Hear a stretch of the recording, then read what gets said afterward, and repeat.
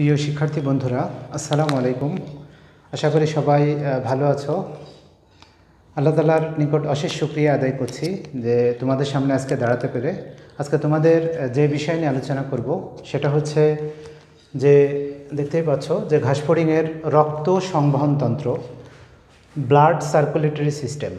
তো প্রথমে আমরা যেটা জানবো যে আসলে সংবহন কাকে বলে।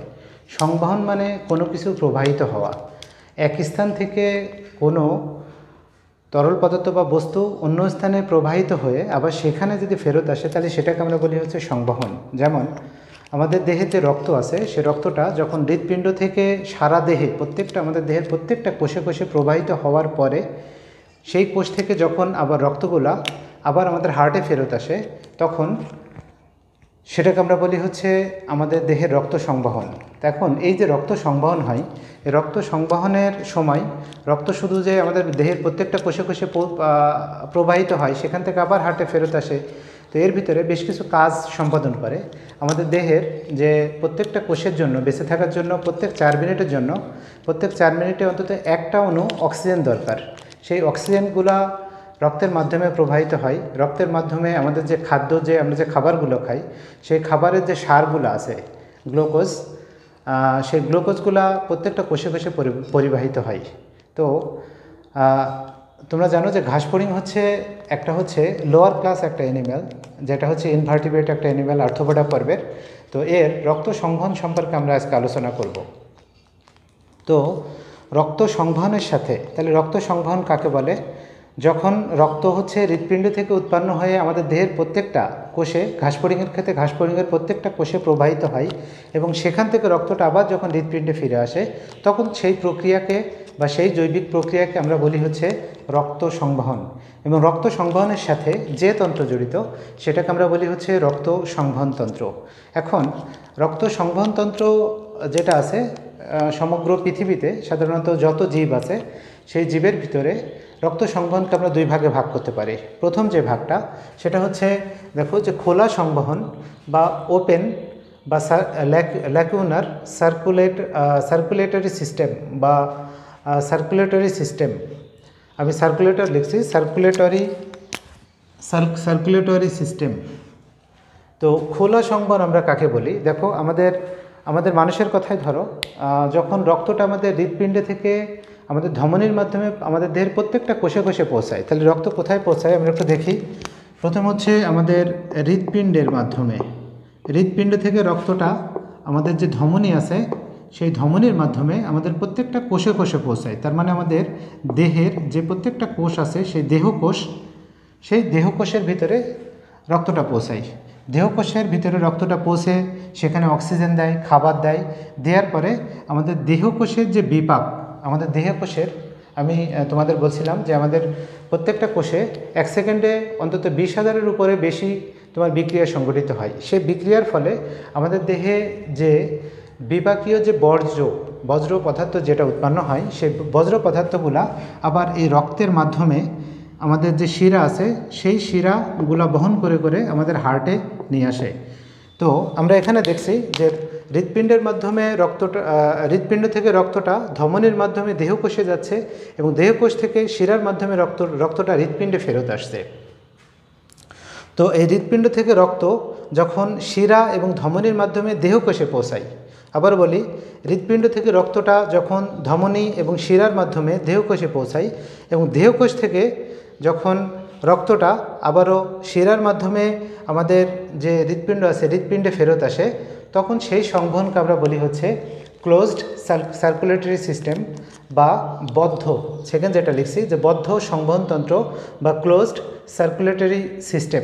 তাহলে আবার একটু বলি, হৃৎপিণ্ড থেকে রক্তটা যখন ধমনির মাধ্যমে দেহকোষে যায় এবং দেহকোষ থেকে রক্তটা যখন শিরার মাধ্যমে হৃৎপিণ্ডে ফেরত আসে, তার মানে হৃৎপিণ্ড থেকে যখন রক্তটা ধমনী এবং শিরার মাধ্যমে দেহকোষে প্রবাহিত হয় এবং দেহকোষ থেকে রক্তটা যখন আবার শিরা ধমনির মাধ্যমে আবার হৃৎপিণ্ডে ফেরত আসে তখন সেই সংবহনকে আমরা বলি হচ্ছে ক্লোজড সার্কুলেটরি সিস্টেম বা বদ্ধ সংবহনতন্ত্র। আর যখন হৃৎপিণ্ড থেকে রক্তটা শিরা বা ধমনী যখন থাকে না, ডাইরেক্ট শিরা বা ধমনী ছাড়া হৃৎপিণ্ড থেকে রক্তটা যখন ডাইরেক্ট দেহের যে কোষ আছে সেই কোষে যখন পৌঁছায় এবং দেহকোষ থেকে রক্তটা আবার ডাইরেক্ট হচ্ছে যখন হৃৎপিণ্ডে ফেরত যায় যে সংবহনের মাধ্যমে, সেই সংবহনকে আমরা বলছি খোলা সংবহনতন্ত্র অথবা ওপেন বা ল্যাকুনার সার্কুলেটরি সিস্টেম।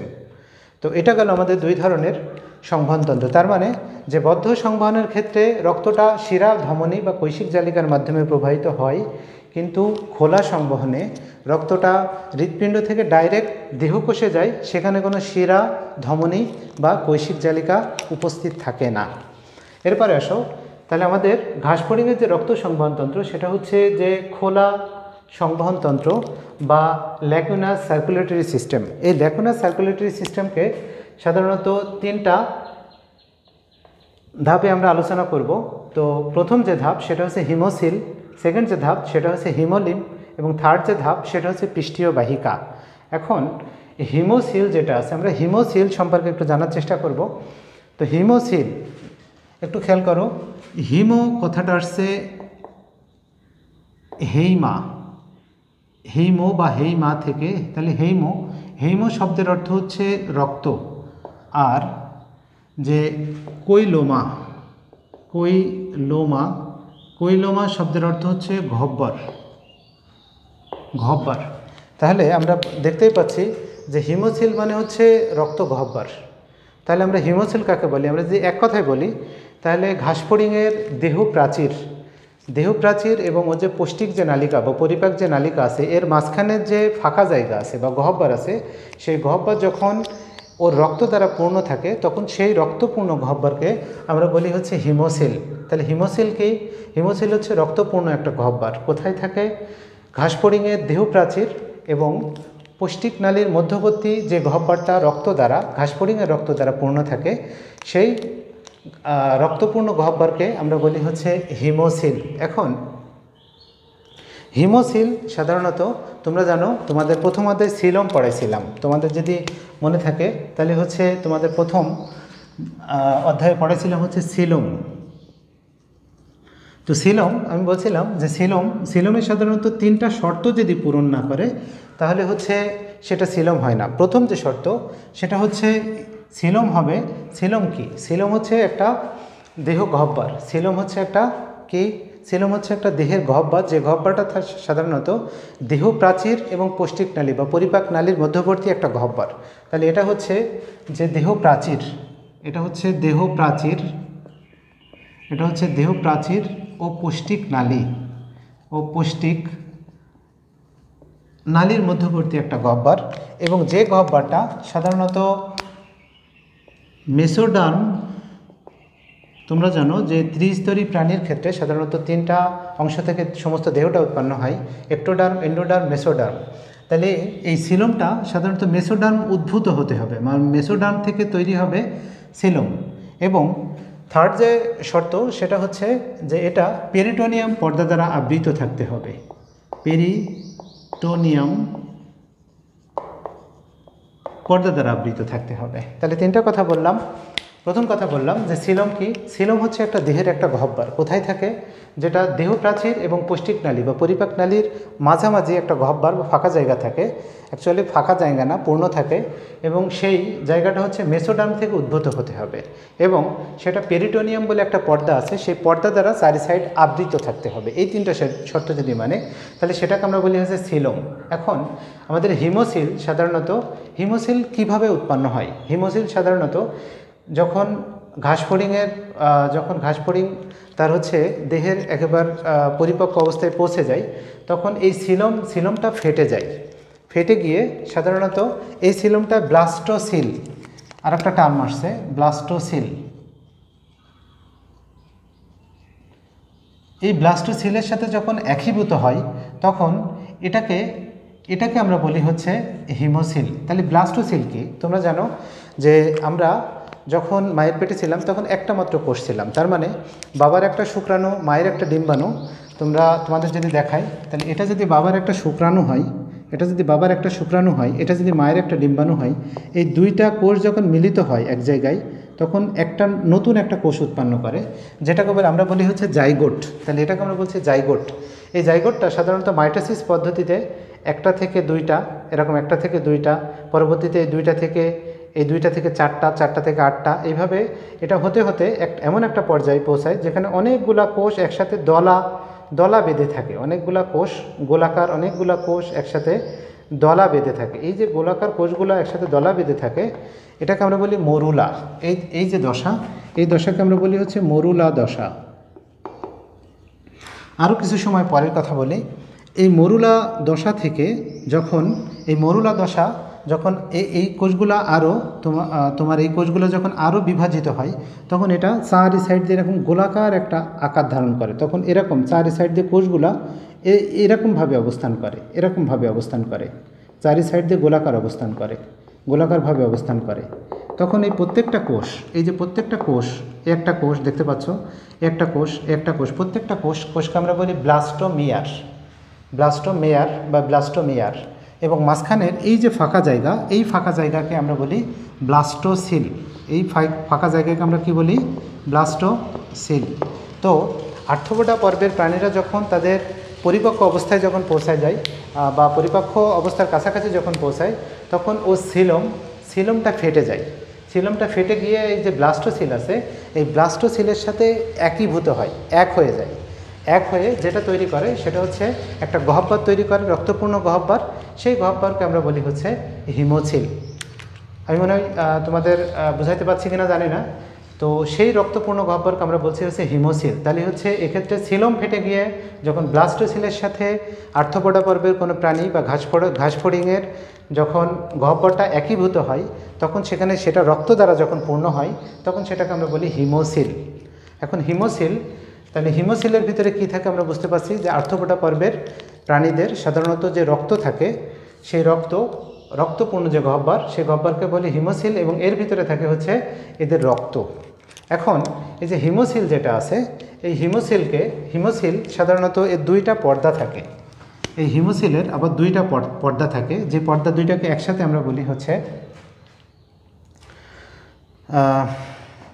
একটা পর্দাকে আমরা বলি হচ্ছে যে পৃষ্ঠীয় পর্দা, আরেকটা পর্দাকে আমরা বলি অঙ্কীয় পর্দা। তোমরা দেখতে পাচ্ছ, দেখো এখান থেকে বরাবর এই যে সবুজ কালারের এই যে পর্দা, এখান থেকে এই যে পর্দা একটা আঁকছি, এই পর্দাকে আমরা বলি পৃষ্ঠীয় পর্দা। আর এখান থেকে দেখো আরেকটা পর্দা আছে, এই পর্যন্ত এই যে পর্দাটা, এটাকে আমরা বলছি হচ্ছে অঙ্কীয় পর্দা। এই 2টা পর্দা টোটাল আমাদের ঘাসফড়িংয়ের যে দেহ আছে এই দেহকে 3টা অংশে ভাগ করে ফেলছে।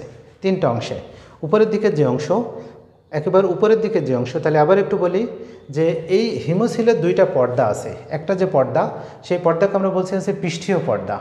এই যে পৃষ্ঠীয় পর্দা যেটা আছে এবং নিচের দিকে এই যে পর্দা আছে, এই যে পর্দাটা দেখতে পাচ্ছ, এই পর্দাকে আমরা বলি অঙ্কীয় পর্দা। এই 2টা পর্দা ঘাসফড়িংয়ের টোটাল এই যে দেহটা আছে, এই যে টোটাল যে দেহটা আছে, এই টোটাল দেহকে 3টা অংশে ভাগ করছে। প্রথম যে অংশটা, সেই অংশকে আমরা বলছি হচ্ছে এই যে অংশটা, দেখো এই একটা প্রকোষ্ঠ বা একটা গহ্বর দেখতে পাচ্ছ, যে এর ভিতরে লাল লাল সবুজ সবুজ অনেক সুন্দর সুন্দর জিনিস আঁকছি। তো এই যে অংশটা, এটাকে আমরা বলি পেরিকার্ডিয়াল সাইনাস।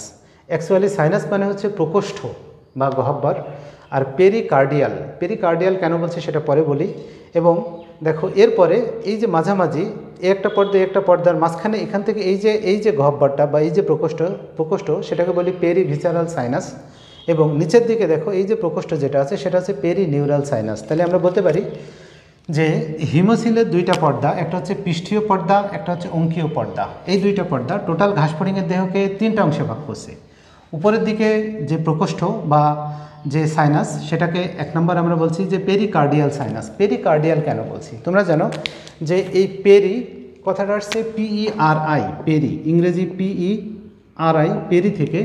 আবার এই পেরি হচ্ছে পেরিফেরি সংক্ষিপ্ত রূপ। তো আমরা জানি যে পেরিফেরি মানে চারি সাইডে সীমানা, যেটাকে আমরা কঠিন বাংলায় বলি হচ্ছে চৌহদ্দি মানে হচ্ছে সীমানা, চারি সাইডে সীমানা। তাহলে এই সীমানা যখন এই যে পেরিকার্ডিয়াল, এই কার্ডিয়ালের চারি সাইডের এই যে কার্ডিয়াল, এই যে লাল লাল যে অংশটা দেখছো, এটা হচ্ছে আমাদের ঘাসফড়িংয়ের হৃৎপিণ্ড। এই হৃৎপিণ্ডের চারি সাইডের যে প্রকোষ্ঠ আছে, এই যে অংশটা দেখতে পাচ্ছ, এখান থেকে এই যে লাল যে অংশটা দেখতে পাচ্ছ, এটা হচ্ছে এখান থেকে এই পর্যন্ত হচ্ছে হৃৎপিণ্ড, এবং এটা হচ্ছে পশ্চাৎ অ্যাওয়ার্ডটা, এটা হচ্ছে সম্মুখ অ্যাওয়ার্ডটা। এই যে হৃৎপিণ্ডকে ঘিরে রাখছে, এই জন্য এটাকে বলছে পেরিকার্ডিয়াল। তাহলে পেরি মানে আমরা জানি পেরিফেরি বা চৌহদ্দি, চারি সাইড দিয়ে যেটা আবৃত করে রাখে, তাহলে এটা আবৃত করে রাখছে কাকে? কার্ডিয়াল বা হার্টকে। কার হার্ট? হচ্ছে ঘাসফড়িংয়ের হার্ট। তাহলে যে প্রকোষ্ঠটা ঘাসফড়িংয়ের এই হার্টকে চারি সাইড দিয়ে আবৃত করে রাখছে, সেই প্রকোষ্ঠকে আমরা বলি পেরিকার্ডিয়াল সাইনাস। এরপরে দেখো এই মাঝামাঝি যে অংশটা, এই যে প্রকোষ্ঠ মাঝামাঝি যে প্রকোষ্ঠটা, সেটাকে বলি পেরিভিসেরাল সাইনাস। পেরি কেন বলি? আবারও বলি, পেরি মানে 2 নম্বর যেটা, সেটা হচ্ছে পেরিফেরি। ভিসেরাল শব্দের অর্থ হচ্ছে সাধারণত ভিসেরা, যেটা আমাদের হচ্ছে পৌষ্টিক নালী বা পরিপাক নালীর সাথে সম্পর্কিত। তাহলে পরিপাক নালীকে এবং পরিপাক নালীকে যেটা ঘিরে রাখবে যে সাইনাস বা যে প্রকোষ্ঠটা, সেটাকে বলি পেরিভিসেরাল। আর পেরিনিউরাল, আমরা নিউরাল মানে জানি সাধারণত স্নায়ুতন্ত্র সম্পর্কিত। তাহলে এর এই যে নিচের যে অংশ, অঙ্কীয় যে অংশ, অঙ্কীয় অংশে সাধারণত এর নার্ভাস সিস্টেম থাকে বা স্নায়ুতন্ত্র থাকে। তাহলে এই প্রকোষ্ঠটা এর নার্ভাস সিস্টেমকে ঘিরে রাখছে, সেই জন্য এটাকে 3 নম্বরে আমরা বলছি যে পেরিনিউরাল সাইনাস। তাহলে দেখো আবার একটু বলি যে হিমোসিল কী করছে, এখানে 2টা পর্দা হিমোসিলের, একটা হচ্ছে পৃষ্ঠীয় পর্দা, একটা হচ্ছে অঙ্কীয় পর্দা। তাহলে এই যে পৃষ্ঠীয় পর্দা এবং এই যে অঙ্কীয় পর্দা, এই 2টা পর্দা টোটালি ঘাসফড়িংয়ের দেহকে 3টা অংশে ভাগ করছে বা 3টা প্রকোষ্ঠে ভাগ করছে। উপরের দিকে যে প্রকোষ্ঠ, সেটাকে বলছে পেরিকার্ডিয়াল সাইনাস, যেটা এর ভিতরে হার্ট, ঘাসফড়িংয়ের হার্ট এবং সম্মুখ অ্যাওয়ার্ডটা, পশ্চাৎ যে অ্যাওয়ার্ডটা আছে সেই অ্যাওয়ার্ডটা অবস্থান করে। এরপরে পেরিভিসেরাল, এর ভিতরে কি থাকে? এর ভিতরে ঘাসফড়িংয়ের যে পরিপাক যে তন্ত্র আছে, সে পরিপাক তন্ত্র থাকে এবং পরিপাক যে নালী আছে সেই নালী থাকে। এবং এই যে নিচের যে অঙ্কীয় যে প্রকোষ্ঠ, সেটাকে আমরা বলছি পেরিনিউরাল সাইনাস। এই যে সাইনাস, এটা হচ্ছে ঘাসফড়িংয়ের যে স্নায়ুতন্ত্র আছে সেই স্নায়ুতন্ত্রকে আবৃত করে রাখে। তাহলে এটা গেল আমাদের হিমোসিলের কথা। এখন দেখো হিমোসিল, এরপরে আছে হিমোলিম্ফ। তোমরা আবারও জানো এই হিমো কথা আসছে হেইমো থেকে। হেইমো, তাহলে হিমো কথা আসছে কোথা থেকে? হেইমো থেকে। হেইমো মানে তোমরা জানো যে হেইমো মানে হচ্ছে রক্ত। আর লিম্ফ, দেখো আমরা যদি একটু ভাগ করি, তাহলে হচ্ছে এই যে হিমো, এই হিমো কথাটা আসছে কোথা থেকে? হেইমো থেকে। তাহলে হিমো আসছে হেইমো থেকে, হেইমো মানে হচ্ছে রক্ত। আর লিম্ফ মানে তোমরা জানো যে লসিকা। লিম্ফ মানে হচ্ছে লসিকা। তাহলে লিম্ফ মানে হচ্ছে লসিকা। তোমরা জানো আমি যখন আমাদের জীববিজ্ঞানের 2য় পত্রের যখন আমি হার্ট পড়াইছিলাম, তখন তোমাদের বলছিলাম যে লসিকা কাকে বলে, তোমাদের নিশ্চয় মনে আছে। তো লসিকা, ঘাসফড়িংয়ের এই যে রক্ত এবং লসিকা, এখানে এর রক্ত বলতে যেটা বোঝায়, এর রক্তের যে কণিকা আছে সেই কণিকা এবং এই যে লসিকা আছে, লসিকা যখন একীভূত অবস্থায় থাকে, একই সাথে থাকে, তখন এটাকে আমরা বলি হচ্ছে হিমোলিম্ফ। তাহলে হিমো মানে ঘাসফড়িংয়ের রক্তের কোন অংশ? সাধারণত রক্ত কণিকা। এবং এর লসিকা, এই যে লসিকা যেটা আছে, লসিকা যখন রক্তের সাথে একীভূত হয়, তখন সেটাকে আমরা বলি হচ্ছে হিমোলিম্ফ। তোমরা ইনশাল্লাহ বুঝতে পেরেছ। এখানে আমি একটা কথা একটু বলতে ভুলে গেছি যে হিমোসিল যেটা, সেটা দেখো বলছিলাম যে সিলম এবং ব্লাস্টোসিল থেকে এটা উৎপত্তি লাভ করে। যেহেতু এটা সিলম ফেটে গিয়ে ব্লাস্টোসিলের সাথে একীভূত হয়, 2টা গহ্বর, একটা হচ্ছে সিলম এবং একটা হচ্ছে ব্লাস্টোসিল। তাহলে আমরা দেখছিলাম যে এখানে ব্লাস্টোসিলের একটা গহ্বর থাকে এবং সিলমের একটা গহ্বর, 2টা একীভূত যখন হয়, একত্রিত যখন হয়, তখন সেটাকে আমরা বলি হিমোসিল। সেই জন্য হিমোসিলের আরেকটা নাম হচ্ছে মিক্সোসিল। দেখো অ্যাকচুয়ালি মিক্সো কথাটা আছে মিক্সড, সিল শব্দের অর্থ হচ্ছে গহ্বর বা ফাঁকা জায়গা। তাহলে এর হিমোসিলের আরেকটা নাম হচ্ছে মিক্সোসিল। এরপরে আসো হচ্ছে আমরা যেটা দেখব সেটা হচ্ছে পৃষ্ঠীয় বাহিকা। এরপরে কি দেখব আমরা? পৃষ্ঠীয় বাহিকা। এখন দেখো পৃষ্ঠীয় বাহিকা, তোমরা জানো যে ঘাসফড়িংয়ের সাধারণত 2টা অংশ থাকে পৃষ্ঠীয় বাহিকার ক্ষেত্রে। একটা হচ্ছে আমাদের যেটা বুকের যে সাইড, সেই সাইডকে আমরা বলি অঙ্কীয়, আর আমাদের পিঠের যে সাইড সেটাকে আমরা বলি পৃষ্ঠীয়। তাহলে ঘাসফড়িংয়ের উপরের যে সাইড সেটাকে আমরা বলি হচ্ছে পৃষ্ঠীয়, আর নিচের যে সাইড সেটাকে আমরা বলি হচ্ছে অঙ্কীয়। তাহলে এর পৃষ্ঠীয় বাহিকা মানে পিঠের সাইডে কিছু অঙ্গ আছে, অর্গান আছে, যে অঙ্গগুলো সাধারণত বাহক হিসেবে কাজ করে, কোনো তরল পদার্থকে বহন করে, সেই জন্য এটাকে বলা হচ্ছে যে পৃষ্ঠীয় বাহিকা। এখন পৃষ্ঠীয় বাহিকার কী কী আছে? সাধারণত পৃষ্ঠীয় বাহিকাকে আমরা 2টা অংশে ভাগ করতে পারি।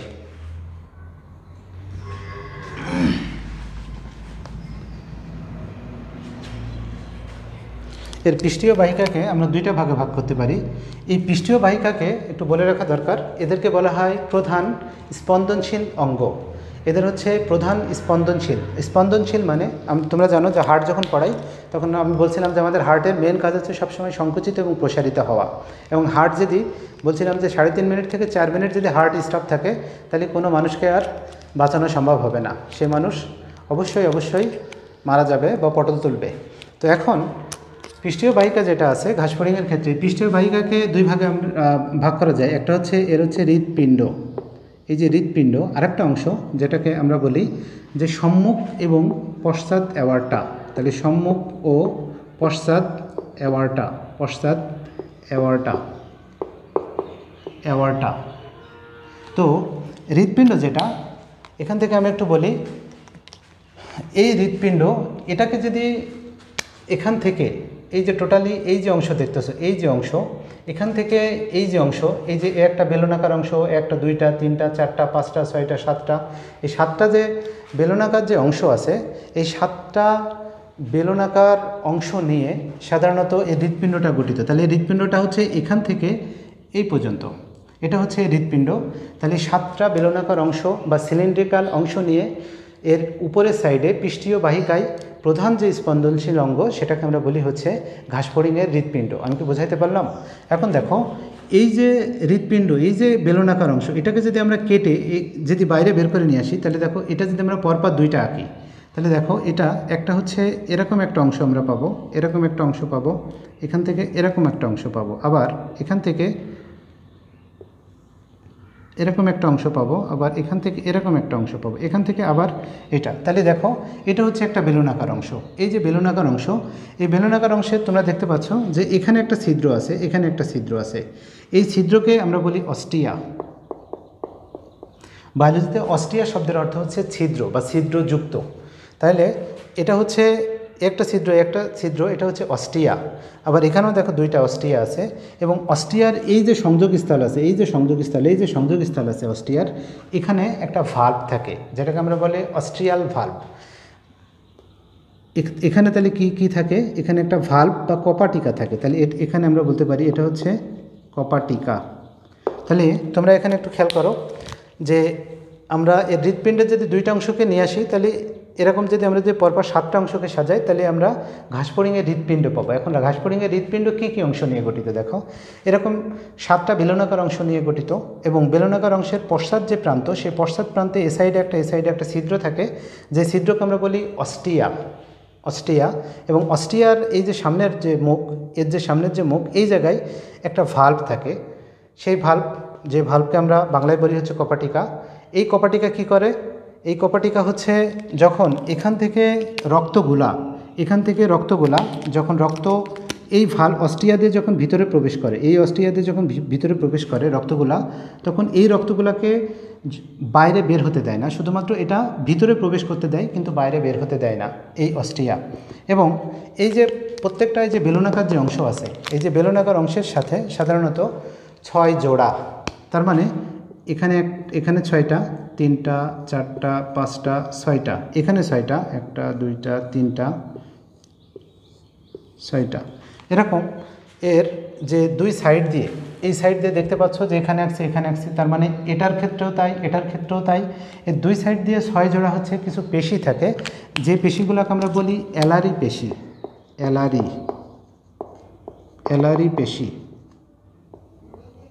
যে পেশিকে আমরা বলি হচ্ছে অ্যালারি পেশি। এই অ্যালারি পেশি সাধারণত সংকোচন প্রসারণক্ষম, এবং এর বেলনাকার যে অংশটা আছে সেই অংশটাও হচ্ছে সংকোচন প্রসারণক্ষম। এখন দেখো অ্যালারি পেশি যখন সংকুচিত হয়, এটাও যখন সংকুচিত হয়, তখন এই দুই সাইড থেকে টান দিলে এই যে বেলনাকার অংশটা সেটা প্রসারিত হয়। যখনই প্রসারিত হয় তখন এখান থেকে ওর দেহ থেকে রক্তটা সাধারণত ওর যে বেলনাকার যে অংশ আছে বা হার্ট আছে, সে হার্টের ভিতরে প্রবেশ করে, এবং এই পেশিগুলো যখন তোমার প্রসারিত হয় তখন এটা আবার ছেড়ে দেয়, দিলে এটা চুপসে যায়, তখন এখান থেকে দুই সাইডে একটা চাপ দেয়, এখানে এ সাইড এবং এ সাইড থেকে চাপ দিলে এই রক্তগুলা, তখন তো এখানে কপাটিকা আছে, এই সাইড দিয়ে বের হতে পারে না, তখন রক্তগুলো সামনের দিকে প্রবাহিত হয়, এখান থেকে সামনের দিকে প্রবাহিত হয়। আমি কি বোঝাইতে পারছি কি না? এখানে এখানে দেখো, তাহলে এটা আমরা বললাম একটা বেলুনাকার অংশ নিয়ে গঠিত। এখানে তারপরে এখানে একটা ছিদ্র থাকে, একজোড়া ছিদ্র থাকে প্রত্যেকটা বেলুনাকার অংশে, যেটাকে আমরা বলি অস্টিয়া। অস্টিয়ার এই যে মাঝের যে অংশটা, এখানের যে অংশটা, এই অংশে কি থাকে? এই অংশে থাকে হচ্ছে কপাটিকা, যেটাকে আমরা বলি হচ্ছে অস্ট্রিয়াল ভাল্ব বা অস্ট্রিয়াল কপাটিকা। এবং এর দুই সাইডে থেকে 6 জোড়া হচ্ছে অ্যালারি পেশি, যারা সংকোচন প্রসারণক্ষম। এগুলো যখন সংকুচিত হয়, এই পেশিগুলো যখন সংকুচিত হয় তখন এর আয়তনটা বাড়ে, তার মানে এটা প্রসারিত হয় বেলুনাকার অংশ। তখন এর দেহ থেকে রক্তটা এর ভিতরে প্রবেশ করে, এবং যখন এটা ভিতরে প্রবেশ করে এই পেশিগুলো যখন আবার ছেড়ে দেয়, তখন এটা দুই সাইড থেকে একটা প্রেশার ক্রিয়েট করে, চাপ দেয়। তখন এই রক্তগুলো সামনের দিকে প্রবাহিত হয়। যেহেতু এখানে কপাটিকা আছে, এই কপাটিকা এই রক্তকে বাইরে বের হতে দেয় না। তোমাদের এখানে আরেকটা কথা একটু বলে রাখা ভালো হিমোলিম্ফ সম্পর্কে, যে হিমোলিম্ফ যেটা, হিমোলিম্ফ সাধারণত এমন একটা এদের রক্ত, যে রক্তটা সাদা। তার মানে আমাদের রক্তের ভিতরে যেমন হেমোগ্লোবিন থাকে, এদের রক্তের ভিতরে কোনো হেমোগ্লোবিন থাকে না। এবং তোমরা জানো যে আমাদের যে হেমোগ্লোবিন যেটা আছে, সেই হেমোগ্লোবিনের কাজটা কী? হেমোগ্লোবিন কাজ হচ্ছে আমাদের অক্সিজেন পরিবহন করা, আমাদের কার্বন ডাইঅক্সাইডকে আমাদের প্রত্যেকটা কোষ থেকে কার্বন ডাইঅক্সাইড সংগ্রহ করে বাইরে বের করে দেওয়া। তো এক কথায় হচ্ছে হেমোগ্লোবিনের কাজ হচ্ছে আমাদের শ্বাস প্রশ্বাসে ভূমিকা রাখা। কিন্তু পতঙ্গ জাতীয় যে প্রাণী আছে তাদের সাধারণত হিমোলিম্ফ যেটা আছে, এই হিমোলিম্ফ সাধারণত শ্বাস প্রশ্বাসে বা শ্বসনে কোনো ভূমিকা রাখে না। ভেরি ইম্পর্টেন্ট কথা, এটা মনে রাখতে হবে। তাহলে এদের রক্ত হচ্ছে সাদাটে ধরনের, এবং এদের রক্ত সাধারণত শ্বাস প্রশ্বাসে বা শ্বসনে কোনো ভূমিকা পালন করে না। তাহলে এটা আমরা পৃষ্ঠীয় বাহিকা বুঝলাম। এখন পৃষ্ঠীয় বাহিকা হৃৎপিণ্ড যে অংশ আছে সেটা আমরা দেখলাম, এবং এদের সামনের দিকে একটা মোটা একটা নলের মতো আছে, যেটাকে আমরা বলি অ্যাওয়ার্টা। এই সামনের দিকে আছে বলে এটাকে বলা হয় সম্মুখ অ্যাওয়ার্টা। তোমরা জানো যে এই অ্যাওয়ার্টা কথাটা আসছে AORTA, অ্যাওয়ার্টা। অ্যাওয়ার্টার বাংলা তোমরা জানো যে মহাধমনী। তোমরা জানো যে দেহের অনেকগুলা ধমনী, মানুষের দেহের বা উন্নত শ্রেণীর যে প্রাণী আছে তাদের অনেকগুলো ছোট ছোট ধমনীগুলো যখন একত্রিত হয়, তখন একত্রিত হয়ে যে জিনিসটা গঠন করে সেটাকে আমরা বলি অ্যাওয়ার্টা। বা অন্যভাবে আমরা বলতে পারি যে অ্যাওয়ার্টা যেটা আছে, এই অ্যাওয়ার্টা যখন শাখা প্রশাখায় বিভক্ত হয়, তখন সেটাকে আমরা বলি যে আর্টারি বা ধমনী। আর্টারি, এটাকে বাংলায় বলি হচ্ছে ধমনী। তার মানে অ্যাওয়ার্টা বা মহাধমনীটা যখন অনেকগুলো শাখা প্রশাখা বিস্তার করে, তখন সেটাকে আমরা বলি ধমনী বা আর্টারি। অথবা আর্টারি যেটা আছে বা ধমনী যেটা আছে, অনেকগুলো ধমনী বা আর্টারি যখন একত্রে মিলিত হয়, তখন সেটাকে আমরা বলি অ্যাওয়ার্টা বা মহাধমনী। তো ঘাসফড়িংয়ের এই যে লাল অংশ দেখতে পাচ্ছ, এই যে এতটুকু যে অংশ, এই যে এতটুকু অংশ, এই অংশ যেটা দেখতে পাচ্ছ, এই অংশটা এটা হচ্ছে সম্মুখ অ্যাওয়ার্টা সামনের দিকে। এবং এখান থেকে দেখো এই পিছনের আর একটা লম্বা একটা রক্তের নালী আছে, এটাকে আমরা বলি পশ্চাৎ অ্যাওয়ার্টা। তাহলে দেখো সম্মুখ এবং পশ্চাৎ অ্যাওয়ার্টা, সম্মুখ এবং পশ্চাৎ অ্যাওয়ার্টা, এবং এর যে হৃৎপিণ্ড আছে সিলিন্ড্রিকাল বা বেলুন আকৃতির যে হৃৎপিণ্ড আছে, সেই হৃৎপিণ্ড নিয়ে এর পৃষ্ঠীয় বাহিকা যেটা আছে সেটা গঠিত। এখানে একটা জিনিস বলে রাখা ভালো, এখানে এই যে 7টা বেলুনাকার যে অংশ আছে, 1 2 3 4 5 6 7, 7টা যে বেলুনাকার অংশ আছে, এই 7টা বেলুনাকার অংশের প্রত্যেকটা বেলুনাকৃতির যে অংশ, এখানে সাধারণত 2টা করে ছিদ্র আছে, যেটাকে আমরা বলছি অস্ট্রিয়া। কিন্তু এর যে সম্মুখ এবং পশ্চাৎ অ্যাওয়ার্টা, সম্মুখ এবং এই যে পশ্চাৎ অ্যাওয়ার্টা আছে, এখানে কোনো ছিদ্র বা অস্ট্রিয়া নাই। তাহলে সম্মুখ এবং পশ্চাৎ অ্যাওয়ার্টা হচ্ছে তোমার অস্ট্রিয়াবিহীন, আর এর হৃৎপিণ্ড যেটা আছে সেটা হচ্ছে অস্ট্রিয়াযুক্ত। এখন এখানে আমরা যে এই যে পর্দার কথা পড়ছিলাম, যে পৃষ্ঠীয় পর্দা, অঙ্কীয় পর্দা, এই পর্দাগুলো সাধারণত ছিদ্রযুক্ত থাকে। তার মানে এর এই যে যে cardial sinus, perivisceral sinus, perineural sinus, তার মানে রক্ত এই পেরিনিউরাল সাইনাস থেকে, এখান থেকে এই যে অংশ আছে এখানে প্রবেশ করতে পারে, এখানে প্রবেশ করতে পারে, আবার এখান থেকে রক্তটা ঠিক একইভাবে আবার এখানে আসতে পারে, আবার এই পর্দা ভেদ করে এখান থেকে রক্তটা এখানে যাইতে পারে, আবার এখান থেকে রক্তটা এখানে আসতে পারে। এটা, এবং এর সামনের দিকে যে অংশটা দেখতেছে একেবারে মাথার কাছে যে অংশটা, সেটাকে আমরা বলি মস্তকের সাইনাস। মস্তকের সাইনাস, এর কাজটা আমরা পরে বলি একটি। তাহলে এটা হচ্ছে আমাদের ঘাসফড়িংয়ের রক্ত সংবহন তন্ত্র। এবার আমরা এর ভিতরে যে রক্ত সংবহন যে প্রক্রিয়া আছে, এরপরে আমরা রক্ত সংবহন যে প্রক্রিয়া আছে, সংবহন প্রক্রিয়া, ঘাসফড়িংয়ের রক্ত সংবহন যে প্রক্রিয়া আছে, সেই প্রক্রিয়াটা আমরা একটু দেখব। প্রক্রিয়া, তাহলে আমরা এখান থেকে দেখলাম যে এটা হচ্ছে ঘাসফড়িংয়ের হৃৎপিণ্ড, এটা হচ্ছে পশ্চাৎ অ্যাওয়ার্ডটা, এটা হচ্ছে সম্মুখ অ্যাওয়ার্ডটা। এটা হচ্ছে ঘাসফড়িংয়ের মেইন হচ্ছে স্পন্দনশীল অঙ্গ, এবং এখানে এখানে এখানে প্রত্যেকটার ক্ষেত্রে 6 জোড়া করে অ্যালারি পেশি আছে যারা সংকোচন প্রসারণ ক্ষম, যাদের কারণে এদের হৃৎপিণ্ড যেটা আছে এই হৃৎপিণ্ডগুলো সংকুচিত এবং প্রসারিত হয়। এখন আমরা যে কোনো জায়গা থেকে শুরু করতে পারি। তো আমরা শুরু করি, দেখো আমাদের এই যে পেরিনিউরাল, আমাদের ঘাসফড়িংয়ের যে পেরিনিউরাল সাইনাস এবং পেরিভিসেরাল সাইনাস, এখান থেকে রক্তটা এখানে যায়, এখান থেকে রক্তটা আমাদের পেরিকার্ডিয়াল যখন সাইনাসে যখন প্রবেশ করে, এই পেরিকার্ডিয়াল সাইনাসের এই যে পেরিকার্ডিয়াল সাইনাসে যখন রক্তটা প্রবেশ করে তখন এই যে অ্যালারি পেশি আছে এই অ্যালারি পেশি সংকুচিত হয়। তার মানে এই অ্যালারি পেশি এটাকে ধরে এদিকে টান দেয়, এটাকে ধরে এদিকে টান দেয়। যখন এটাকে ধরে এদিকে যখন টান দেয় অ্যালারি পেশি, তখন এই যে এর যে প্রাচীর আছে এই প্রাচীরটা তখন এরকম থাকে না, তখন এটা হচ্ছে প্রসারিত হয়, এইভাবে প্রসারিত হয়। তখন এর নর্মাল যে সাইজ থাকে সে সাইজ থেকে এটা প্রসারিত হয়। প্রসারিত হলে এই যে ছিদ্র আছে, এই যে জায়গায় বলছিলাম যে দুইটা, এখানে একটা ছিদ্র এখানে একটা ছিদ্র, তখন এর ভিতরে এর যে রক্তের যে চাপ আছে সেই রক্তের চাপটা কমে যায়। রক্তের চাপটা যখন কমে যায়, কার থেকে কমে যায়? যখন এই পেরিকার্ডিয়াল সাইনাস, পেরিভিসেরাল সাইনাস এবং পেরিনিউরাল সাইনাস থেকে এর ভিতরে এর রক্তের প্রেশারটা বা চাপটা কমে যায়। যখন রক্তের চাপটা এখান থেকে কমে যায় তখন এখান থেকে এর বাইরে রক্তের প্রেশার হচ্ছে অনেক বেশি, কিন্তু এর যে এই যে বেলুনাকার যে অংশগুলো আছে এই বেলুনাকার যে অংশগুলো আছে এর ভিতরে রক্তের চাপ অনেক কম। তখন রক্তগুলা আমরা জানি যে তরল পদার্থ এবং বায়বীয় পদার্থের ধর্মই হচ্ছে সাধারণত উচ্চচাপ অঞ্চল থেকে নিম্নচাপ অঞ্চলের দিকে প্রবাহিত হওয়া। এখন এখান থেকে এখানে যখন চাপ কমে যায় এর ভিতরের অংশে, এর বাইরের অংশে যখন চাপ আগের মতোই থাকে, তার মানে বেশি থাকে, তখন রক্তগুলা এই যে অস্টিয়া আছে এই অস্টিয়া দিয়ে এই যে বেলুনাকার যে অংশ বা এর যে হৃৎপিণ্ড আছে সেই হৃৎপিণ্ডের ভিতরে রক্তগুলো প্রবেশ করে।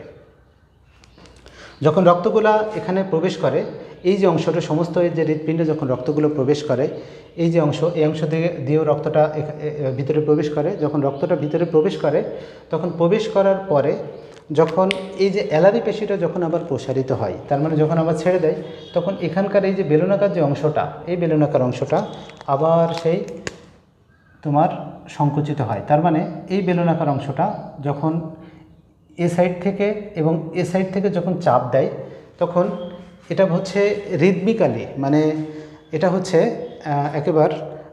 এটাকে আমরা কি বলবো, রিদমিক, মানে ছন্দময় একটা প্রসেসে চাপ দেয়। আমাদের হৃৎপিণ্ড সমস্ত অংশ যেমন একসাথে সংকুচিত এবং প্রসারিত হয় না। প্রথমে আমাদের যে অ্যাট্রিয়াম আছে অ্যাট্রিয়ামগুলো সংকুচিত হয়, আমাদের প্রথমে বাম অ্যাট্রিয়াম সংকুচিত হয়, তারপরে হচ্ছে আমাদের ডান অ্যাট্রিয়াম সংকুচিত হয়, তারপরে আমাদের যে নিচের যে ভেন্ট্রিকল আছে ভেন্ট্রিকল সংকুচিত হয়। এদের হৃৎপিণ্ডের ক্ষেত্রেও ঠিক একই অবস্থা, একই কথা প্রযোজ্য। প্রথম হচ্ছে এর পিছনের যে বেলুনাকার অংশ আছে সেটা সংকুচিত হয়, তারপরে এটা সংকুচিত হয়, তারপরে এটা সংকুচিত হয়, এটা সংকুচিত হয়। যখন এটা আস্তে আস্তে সংকুচিত হতে হতে এটা যখন সামনের দিকে যায় তখন এখান থেকে রক্তটা এদিকে যায়, এখান থেকে রক্তটা এখানে যায়, এখান থেকে এখানে আলটিমেটলি একেবারে শেষ যে বেলুনাকার যে অংশ আছে সেখানে সাধারণত রক্তটা প্রবেশ করে। এবং এখান দিয়ে এই যে সম্মুখ যে অ্যাওয়ার্ডটা আছে, সম্মুখ অ্যাওয়ার্ডটা দিয়ে এর মস্তকের যে সাইনাস আছে, মস্তকের সাইনাসে রক্তটা আসে, এবং মস্তকের যে সাইনাস আছে সেই সাইনাস দিয়ে রক্তটা পেরিভিসেরাল, পেরিনিউরাল এবং পেরিকার্ডিয়াল যে সাইনাস আছে সেই 3টা সাইনাসেই প্রবাহিত হতে পারে। সবচেয়ে বেশি প্রবাহিত হয় পেরিভিসেরাল এবং পেরিনিউরাল যে সাইনাস আছে সেই সাইনাসে সাধারণত রক্তটা প্রবাহিত হয়। এটা হচ্ছে ঘাসফড়িংয়ের রক্ত সংবহন। তাহলে আমি একটু ওভারভিউ করি। দেখো, ঘাসফড়িংয়ের রক্ত সংবহন বা রক্ত সংবহন তন্ত্র, তাহলে সংবহন কাকে বলে সেটা বললাম। সংবহনের সাথে যে তন্ত্র জড়িত সেটাকে রক্ত সংবহন তন্ত্র বলে। এখন যদি সেটা রক্ত হয় তাহলে সেটা রক্ত সংবহন তন্ত্র। এখন ঘাসফড়িংয়ের রক্ত সংবহন তন্ত্র সেটা সাধারণত খোলা ধরনের। টোটালি আমাদের জীবদের যে রক্ত সংবহন ছিল সেটাকে 2টা অংশে ভাগ করছিলাম। একটা হচ্ছে খোলা সংবহন তন্ত্র, একটা হচ্ছে বদ্ধ সংবহন তন্ত্র। খোলা যে সংবহন তন্ত্র এটাকে আমরা বলি ল্যাকুনার সার্কুলেটরি সিস্টেম। এটা একটু মনে